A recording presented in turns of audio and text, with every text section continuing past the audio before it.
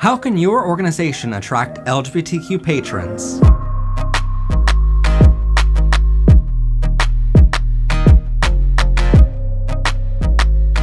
Welcome everyone to Powered and Protected by Rainbows. I'm of course your host, Professor Pride.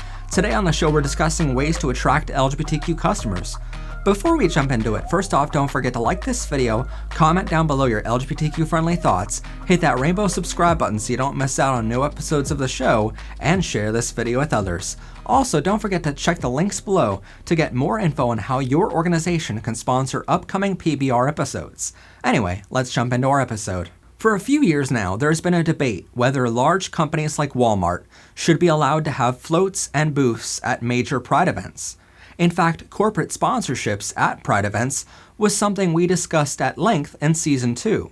But for medium and small-sized businesses across the globe, the data actually proves that it's in a company's best interest to welcome LGBTQ customers. If you took a look at a cisgender straight man, a cisgender straight woman, a gay man, a lesbian, a trans male, and a trans female working in the same career field in the same position, on average, for every dollar the straight man earns, the straight woman will only make 81 cents of that dollar.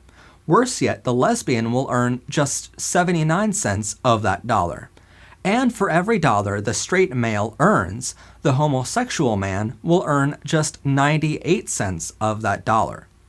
If you look at the trans male, studies have shown that after he transitions his gender expression to match his gender identity, he's more likely to receive a wage advantage rather than a wage penalty.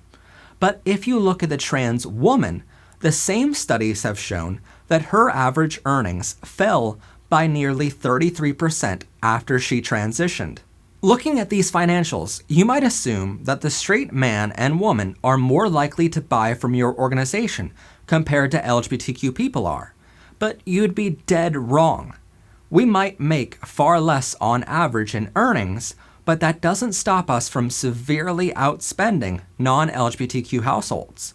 Studies have shown not only does the LGBTQ community make 10% more shopping trips in a year compared to non-LGBTQ households do, we also buy significantly more at the checkout counter.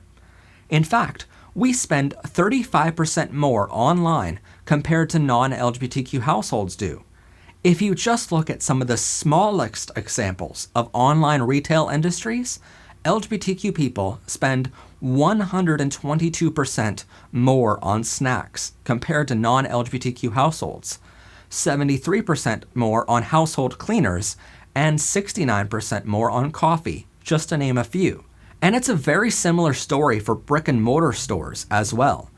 LGBTQ consumers are 72% more likely to shop in brick and mortar bookstores, 55% more at liquor stores, 35% more at convenience stores, 32% more likely to shop at pet stores, 28% at electronic stores, and 19% more likely to shop at health food stores.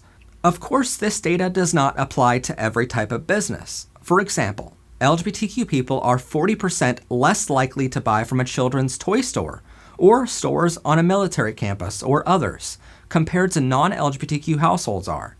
But when you look at the overall economy, including every industry, product or service based, online or in person, the data proves that on average, LGBTQ households spend 7% more than the average straight and cisgender household. And that begs the question of why businesses or organizations of any kind would dare deny LGBTQ customers. Now, for businesses like mine, it's a little bit easier for us to tap into that massive consumer base, solely because as a gay cisgender man myself, I'm a part of the community.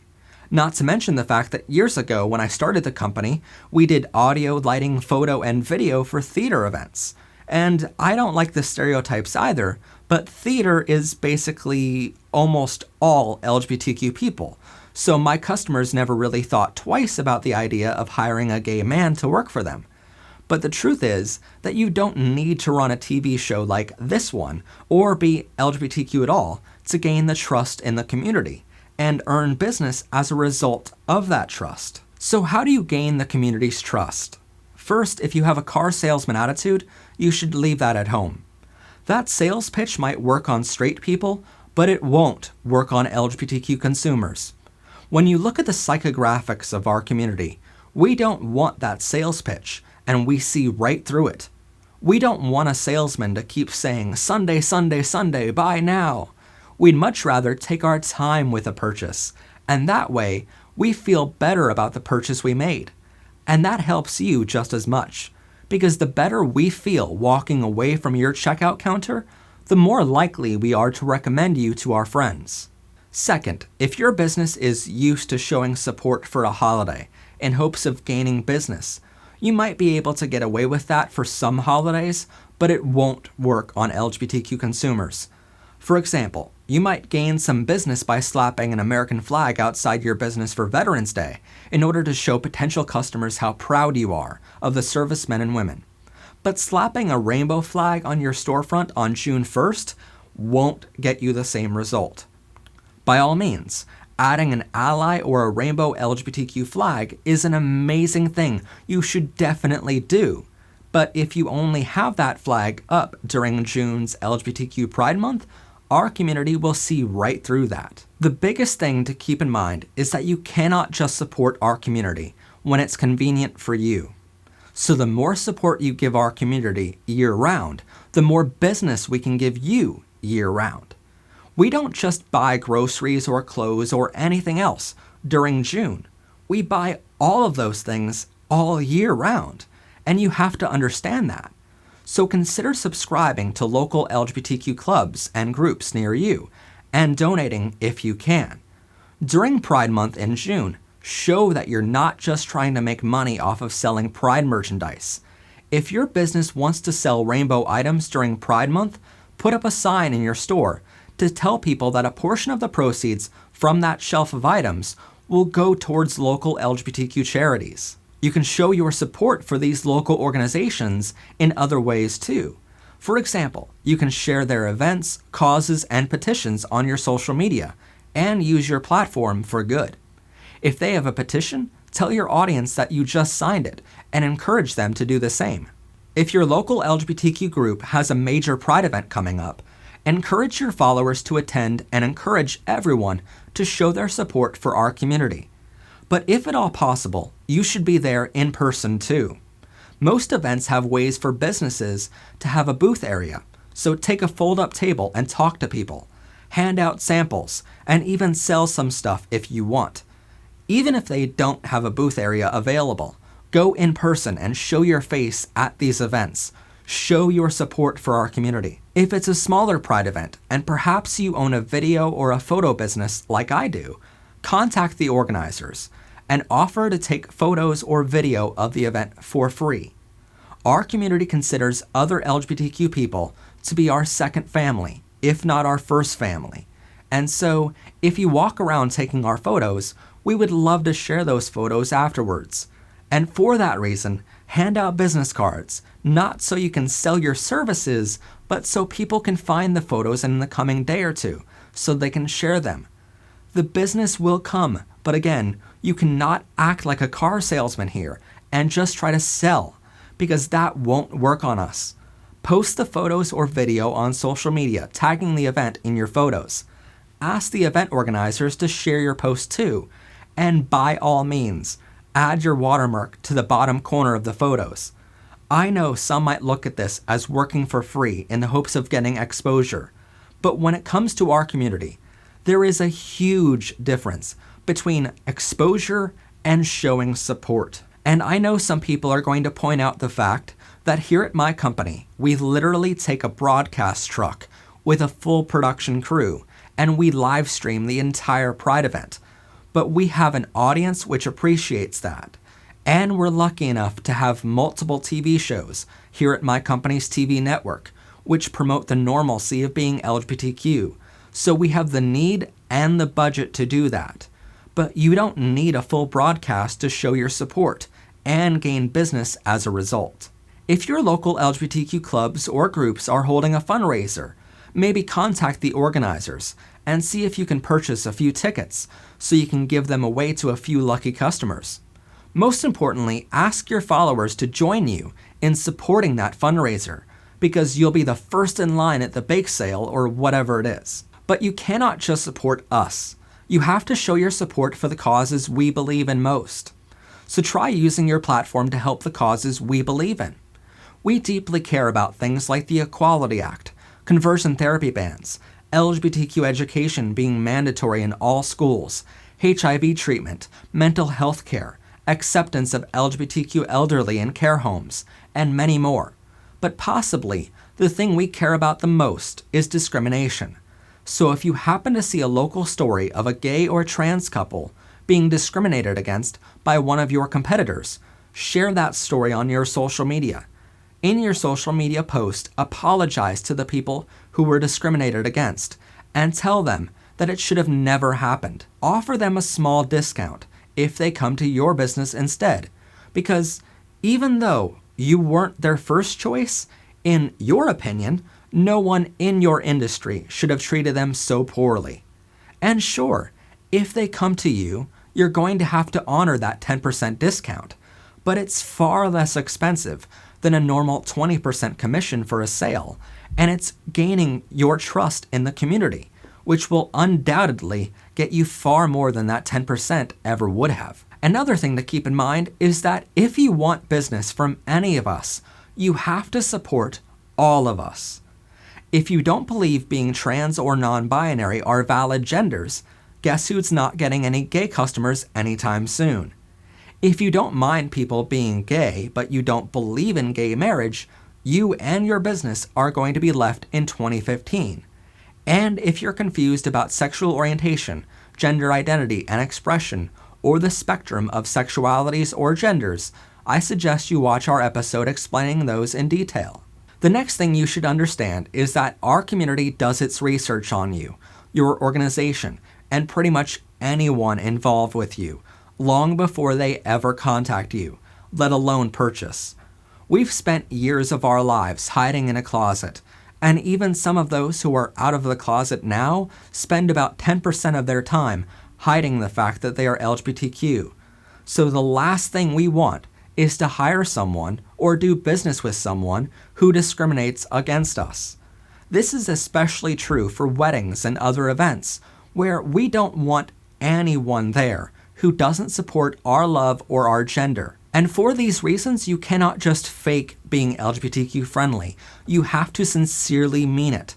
We do our research, so we're going to find out if you ever donated to any anti-LGBTQ politician, anti-LGBTQ causes, or charities. We're going to find that stuff out, so you genuinely have to mean it when you say you're LGBTQ friendly. We should never have to disclose the fact that we are LGBTQ in order to know that you aren't going to deny our business. That's not what equality looks like. But with that said, don't be surprised if an LGBTQ person contacts you and asks if them being LGBTQ is going to be a problem for you. This is especially true for businesses like restaurants or spas around Valentine's Day or anniversaries. And in these situations, don't just tell them, no, that's not a problem at all, but instead, give them no doubt you are supportive. Instead, tell them something like, why would you being a gay couple be a problem? Here at ABC Restaurant, we regularly give to LGBTQ charities, help local LGBTQ organizations. We're an equal opportunity employer, and we have strict policies in place to enforce our equal rights efforts.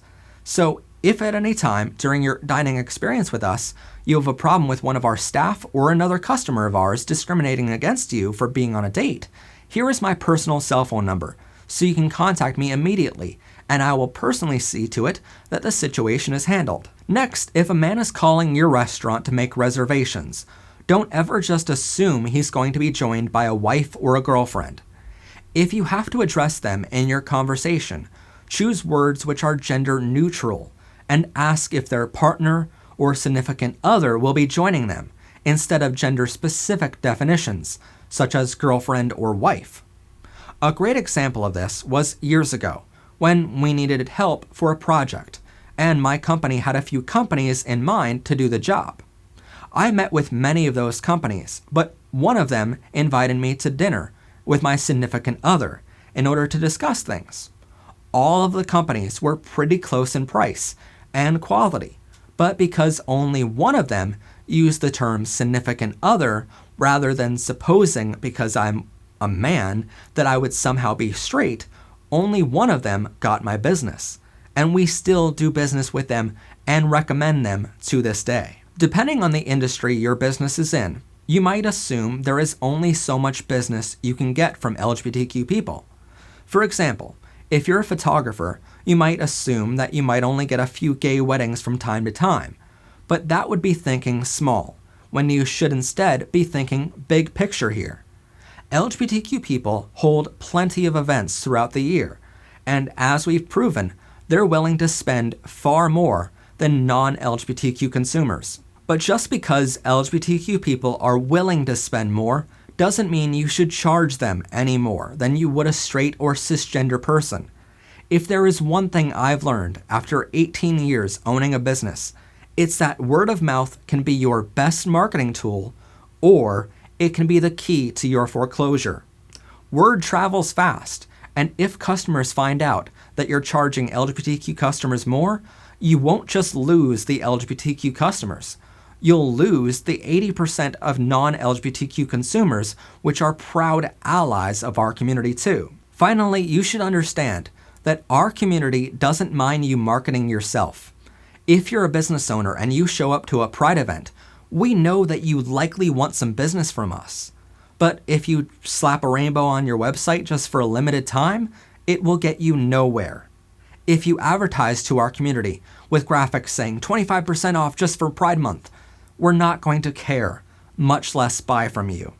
You can spend millions of dollars advertising to us using traditional methods, and sure, it might lead to some people buying, but I guarantee you'll never make that money back.